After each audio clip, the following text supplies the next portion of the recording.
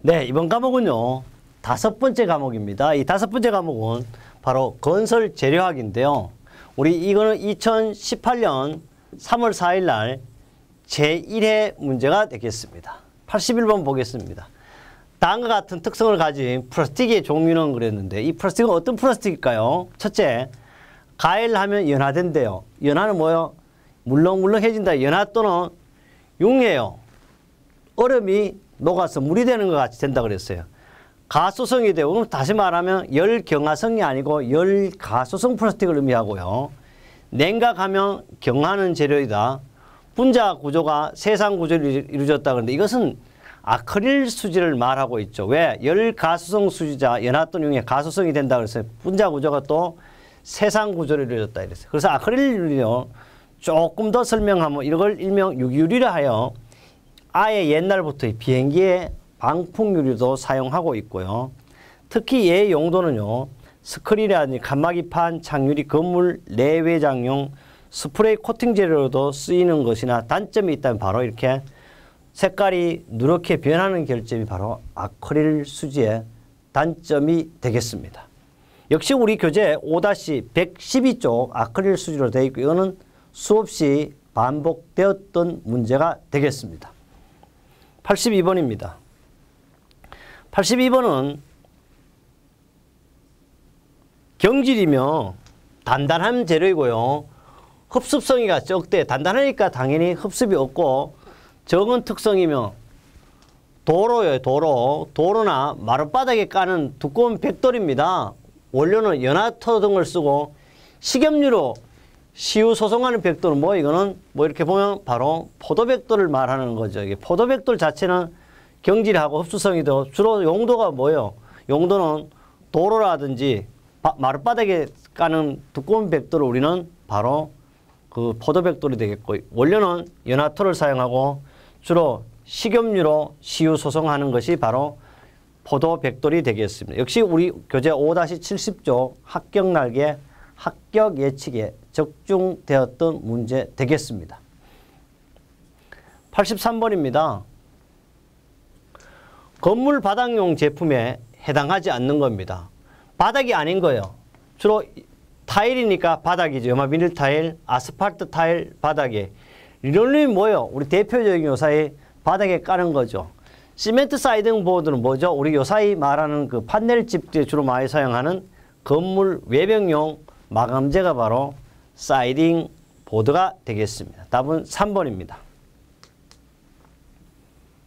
84번째 문제 되겠습니다. ALC조에 관한 설명으로 옳지 않는 겁니다. 규산질 석회지 원료를 주원료하여 기포제와 발포제를 첨가하여 만든 거 맞죠? 가볍게 만든 거. 경량이며 내하석의 경우는 상대적으로 우수하죠. 별도의 마감 없이도 수분이 차단돼 주로 외벽에 사용된다. 그 다음에 동일 용도의 건축자 중 상대적으로 우수한 단열성을 가지고 있다고 여기서 잘 알아둘 게 있어요. 규산질 석회질 원료로 한 것은 맞아요. 그러나 경량이고 내하성이 상대적으로 높다 그랬어요. 그 다음에 별도의 마감 없이도 수분이 차단돼 주로 외벽에 사용된다. 이게 외벽이 아니죠. 그럼 반드시 내벽에 사용할 수, 외벽에 사용할 수 없는 것이 바로 뭐요? 단점이 되겠습니다. 그래서 답은 3번 되겠습니다. 그 다음에 85번입니다. 85번은요. 도막 방수제 및 실링제로서 이용이 증가하고 있는 합성수지어 기포성 보암제로 쓰이는 것은 이건 대개다 도막 방수제라든지 실링제로 이용이 증가하고 있는 합성수지어 기포성 보온제를 사용할 수 있는 것은 바로 폴리우레탄이죠. 폴리우레탄이 아니고 여기서 폴리우레탄이 아니고 폴리에틸린이 아니고 폴리우레탄을 말하죠. 이 폴리우레탄은요, 발포시킨 것은 강하고 내노화성, 내약품성이 좋다고 오래 사용할 수 있다. 이면 노화성. 내열성, 열전도이 작고요. 탄력성과 내막이 우수하고 용도는 보온 단열재 또는 방음제, 접착제, 바닥재로도 쓸 수 있는 것이 바로 폴리우레탄 수지가 되겠습니다. 86번입니다. 건설용 강제요. 다른 말로 철근어 재료 시험 시 항목이 일반적으로 제외되는 것은 압축 강도 시험 뭐예요? 압축은 콘크리트에 사용하는 거고요. 인장 강도라든지 인장 강도는 이렇게 셀을 잡아 당기는 걸 말하죠. 밴딩은 이렇게 구부리는 거요. 연신율도 역시 늘어나는 양에 따라서 하는 것. 바로 압축 강도는 콘크리트 시험에 사용하는 것이 되겠습니다. 그래서 압축 강도는 공식으로 한다면 시험체 단면적분의 최대 파괴 하중으로도 나타낼 수가 있습니다. 역시 콘크리트 시험의 적용은요. KSF 2495-2010에도 적용되어 있는 문제고 여기 명쾌하게 정의가 되어 있습니다. 87번입니다. 알루미늄의 특성이에요. 알루미늄은요. 경금속이고 비중이 2.7이고 용융점 불과 660밖에 안 되죠. 그럼 순도가 높을수록 내식성이 좋지 않다가 아니고 뭐라 하겠어요? 이게 좋다죠. 좋다. 역시 순수한 알루미늄이 좋습니다. 금도 99.9%는 뭐요? 24K가 순도가 좋은 거죠. 그래서 틀렸어요. 벌써. 알루미늄은 알칼리나 해수에 침식되기 있어요. 알칼리 해수에 침식되기 때문에 우리는 방지하는 방법으로 대책을 코팅을 하죠. 또 콘크리트 접합하거나 흙중에 매몰된 경우는 부식되기 쉽고요. 내화성이 부족. 왜? 용융점이 불과 660도밖에 안 되기 때문에 잘 녹아버립니다. 열에. 그래서 알루미늄 판은요. 순도가 높은 것은 내식성이 크고 빛이나 열의 반사성이 커서 지붕익기 재료도 적당하고 가공품, 후문판, 세시 등으로도 잘 쓰이고 있습니다. 88번인데요. 콘크리트용 골재 요구 품질에 간다는 조건은 옳지 않는 겁니다. 시멘트 페이스트 이상의 강도를 가진 단단하고 강해야 됩니다. 이거는 시공에서 나왔던 문제네요. 운모가 함유되면 안 되죠. 당연히. 연속적인 입도 분포를 가져야 하고 표면이 거칠고 구형에 가까워야 돼요. 표면이 거칠어야 시멘트 부착도 잘 되고 구형에 가까워야 되죠. 골재 요구 성능은요. 여기뿐만 아니라 시공에서라든지 또는 뭐예요. 건설 안전기술 4과목, 6과목에서 잘 나오는 거죠. 그래서 골재의 성질은 시멘트 혼합물의 강도보다 굳어야 하고 석회성, 사암 등의 연질 수성암은 부적당하죠. 골재는 불순물이 포함되지 않아야 한다. 점토분, 유기물질, 염분, 지방질, 유해량이 3% 이상 포함되면 안 됩니다. 그래서 운모가 포함되면 안 되죠. 골재 입형은요. 둥글둥글한 구형이 가장 좋으면 약간 거친 것이 좋습니다. 골재 입도는 조립에서 세립까지 골고루 섞어야 합니다. 골재의 최대, 최소 치수 범위 내의 골재를 선택하고 골재는 경석에 근할수록 대략 비중은 2.6 이상을 쓰는 것을 원칙으로 하고 있습니다. 2016년 3월 6일 날 기사에도 출제가 됐었습니다. 89번 보겠습니다. 89번인데요. 아스팔트 루핑의 생산에 사용되는 아스팔트. 이거 뭐예요? 이건 아스팔트 루핑에 쓰는 것은 바로 블로운 아스팔트죠. 이 블로운 아스팔트는 가장 건축공사에 많이 사용되죠. 중질 원료를 가열해요.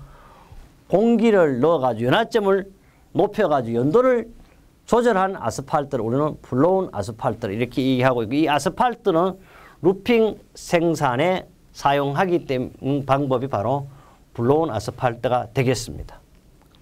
90번입니다. 일종 점토 벽돌의 흡수율 기준으로 옳은 것은 일종 점토 벽돌은요. 흡수율은 몇 퍼센트 이하? 10% 이하가 돼야 합니다. 그래서 일종은 10% 이하, 압축 강도는 2000, 여기 알아둘 것이요. 이게 센티미터나 킬로그램으로 나타내면 어떻게 2450이 되겠죠. 이렇게 알아두고 그 다음에 2종의 흡수율은 13% 이하, 3종은 15% 이하가 되겠습니다. 특히 1종은 외관 및 치수가 매우 정확하고 색깔이 어떻게? 젓갈색입니다. 흡수율이 10% 이하고 두드리면 뭐가 돼? 새소리가 납니다. 91번입니다. 골재 함수 상태의 유효 흡수량의 정의로 옳은 것은 이거는 뭐예요? 유효 바로 보겠습니다. 표면 건조 상태와 기건 상태의 수량 차이를 가지고 우리는 유효 흡수량이 다시 나타나는 유효 흡수량은 표면 건조 내부 포수량 빼기 기건 상태 수량이죠. 그림으로도 이렇게 나타낼 수 있어요. 유효 흡수량은 기건 상태, 표면 내부 포수 상태의 사이를 말하고 있습니다. 92번입니다. 콘크리트 블리딩 현상입니다. 블리딩 현상은 뭐예요? 블리딩이 바로 가벼운 물이 어떻게 뜨는 현상을 가지고 우리는 블리딩이라 다른 말로 침전물이죠. 이 블리딩 현상은 어떻게 나타나냐 하면 골재와 시멘트 페이스트 부착량이 저하되겠고요. 철근과 시멘트 부착량이 저하되고요. 콘크리트 수밀성도 저하되고 응결성 어때요? 응결은 콘크리트 굽는 거니까 응결성하고는 관계가 없죠. 그래서 블리딩은요. 콘크리트 탓으로 무거운 골재나 시멘트를 치면 가벼운 물이 상승하는 현상을 블리딩 현상이라고 하는데 블리딩을 방지하기 위해서는 다리 수량을 적게 하고 골재 협담을 적절하고 에이제라든지 분산 감수제 또는 플라이시 호나제를 사용할 때 우리는 블리딩을 방지할 수가 있습니다. 답은 92번은 4번 되겠습니다. 93번인데요. 93번. 목재라든지 기타 식물의 섬유 질소판에 합성수지 접착제를 도파하여 가열 압착 성형한 판상 제품, 이거는 뭐예요? 파티클 보드를 지금 설명하고 있는 거죠. 파티클 보드는요, 일명 칩보드를 하고 두께가 0.1에서 0.5mm, 나비가 2에서 10mm, 길이가 1에서 5cm 깎은 나무 조각의 합성 수직의 접착제를 사용 고열 또는 고압으로 성형 재판한 것을 비중이 물이 이를 때 0.4 정도 되는 걸 상당히 가벼운 판이 바로 파티클 보드가 되겠습니다. 이것은요, 2017년 5월 7일 날 또 출제되었던 문제입니다. 94번입니다. 강제입니다. 탄소의 함유량이 0%에서 0.8% 증가하기에 따라 제반 물성 변화에 대한 설명 옳지 않는 것은 그래서 탄소 함유량이요 0.85 가끔 1%까지는 인장 강도가 증가합니다. 역시 항복 정도 커져요. 신율도 증가한다. 근데 알아둘 게 신율은 여기서 뭐 하냐 하면 감소하게 돼 있어요. 감소. 신율은 왜? 점점점 늘어나지는 않아요. 그 다음에 경도는 증가합니다. 그래서 탄소 함유량이 0.85% 정도 인장 강도가 최대되고 물리적 성질은 탄소량이 직선적으로 변하는데요. 탄소량이 증가하면 봐요. 열평창 계수, 열전도율, 신율, 내식성, 뭐가 바로 비중은 떨어지죠. 뭐가 떨어져? 신율은 증가하는 게 아니고 감소하게 되겠습니다. 그래서 답이 3번이게 되겠습니다. 95번입니다. 95번은요. 뭐 요새 근간에 가장 중요시하게 여기는 거죠. 에너지 절약, 유해 물질 저감, 자원의 절약 등을 유도하기 위한 목적으로 건설자재 환경성에 대한 일정 기준을 정하여 제품에 대하여 인증 제도로 오른 것. 이거는 뭐 환경표지 인증 마크죠. 환경표지 인증 마크는 이렇게 모양이 환경부에 이렇게 하고 있는데요. 이거는 제품의 생산 전 과정을 라이프 사이클 어센트먼트를 하여 환경성이 우수한 제품을 인정하는 마크를 가지고 우리는 환경표지 이렇게 하고 있습니다. 이것은 우리 2017년 5월 7일 산업기사에 출제됐지만 5-132페이지 합격 날개, 합격 예측의 좌우에 여러 표지들을 제가 만들어 두었습니다.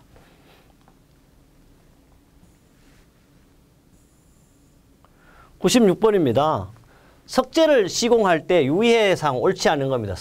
석재는 외벽, 특히 콘크리트 표면 첨부용 석재는 딱 답이 보이죠. 외벽이래요. 표면 첨부용 석재는 연석을 사용한다고 하더라고요. 외벽이 연한 거 쓰면 되나는데 안 되잖아요. 단단히 경석을 써야죠. 벌써 답이 이렇게 보입니다. 동일 건축물에는 똑같은 동일 석재를 시용토록 하고요. 석재를 구조적으로 사용할 경우 직접 압력재로 사용하여야 하고요. 중량이 큰 것은 높은 곳에 사용하지 않도록 하고요. 왜? 너무 무거우니까요. 그래서 외부용, 외벽 첨부용은 석재는 경석을 사용한다는 거예요. 97번입니다. 수직면으로 도장하였을 때 이렇게 수직으로 하죠. 말 그대로 백수직으로 그냥 도장하는 거죠. 수직면으로 도장하였을 경우 도장 직후에 도막이 페인트가 흘러내리는 현상을 발생하니까 거리가 먼 것은 얇게 칠했다. 얇게 칠하는데 흘러내리는 안 내려. 이건 벌써 답이 되는. 지나치게 희석으로 너무 이렇게 묽게 칠했으니까 점도가 낮으니까 흘러내리죠. 저온으로 건조시킬 때 흘러내리죠. 에어레스 도장 시 팁이 크거나 구멍이 크다 이 말. 구멍이 크거나 2차 압이 낮아 분무가 잘 안 될 때 흘러내리면 답은 1번이고 흘러내리는 원인은 뭐 2, 3, 4가 되겠습니다. 그 다음에요. 98번째입니다. 콘크리트요. 워크빌리티에 관한 설명을 옳지 않는 것은 했어요. 첫째, 워크빌리티는요. 과도하게 비움 시간이 길면 시멘트의 수화를 촉진하여 워크빌리티가 나빠지죠. 당연히. 둘째, 단위 수량을 너무 증가시키면 재료 분리가 생기기 쉽기 때문에 워크빌리티가 좋아진다고 역시 볼 수 없고 맞습니다. 에이지를 혼입하면 워크빌리티가 좋아지죠. 당연히. 깬자갈이나 깨물을 사용할 경우 장골주의를 작게 하고 단위 수량을 감소시키고 워크빌리티가 어떻게 될까요? 좋아질까요? 나빠질까요? 이럴 때는 반드시 어떻게 작은 걸 쓰니까 워크빌리티가 좋아진다. 이거 반대로 세석을 쓰니까 워크빌리티가 어떻게 나빠지는 거예요. 답은 4번이 되겠고요. 그래서 워크빌리티 세석을 사용 워크빌리티 저하되고 빈배함이 워크빌리티가 좋고요. 그래서 우리 5-43쪽에도 있지만 2017년 5월 7일 날 또 출제되었던 문제입니다. 99번입니다. 에폭식입니다. 이 에폭시는 보면 바로 만능 접착제죠. 지금까지 존재하는 접착제 중에 가장 우수한 접착제가 에폭시. 금속도 붙이고 비행기도 붙인다 그러죠. 설명이 옳지 않는 겁니다. 비스페놀과 에피클로이드 하이드의 반응에 의해 얻을 수 있고요. 내습성, 내수성, 전기전염성이 우수하고요. 접착색의 성능을 지배하는 것은 경화제라고 할 수 있고요. 피막이 매우 단단합니다. 못하나고 단단하죠. 유연성이 우수하지 못하죠. 그래서 이거는 답이 4번입니다. 에폭시는 피막이 단단하죠. 유연성이 우수하다. 그런데 사실 유연성이 어떻게 부족한 것이 에폭시죠. 뭐 이거는 읽어보지 않아도 잘 알 수 있는 거고요. 오늘 수없이 항상 최고의 접착제, 최상의 접착제, 그러면 에폭시가 되겠죠. 100번입니다. 목재에서 흡착수만이 최대 한도로 잔재하고 있는 상태인 섬유 포화점 얼마 함수율이 30% 상태를 함수율을 우리는 섬유 포화점이라고 그러죠. 이거는 뭐 답이 되고. 세포 내 빈 부분 또는 세포 사이 공간이 충분하고 세포막이 흡수되어 씹은 상태를 우리는 바로 포화 상태라고, 바로 함수율이 30% 된 상태를 말합니다. 우리 이렇게 했어요. 100번까지 5번째 과목을 마무리해서 이제는요 6번째 과목을 갈 겁니다. 6번째 과목은 여러분의 종합장이라고 그래요. 또는 만점 중에 만점인 과목을 만나도록 하겠습니다.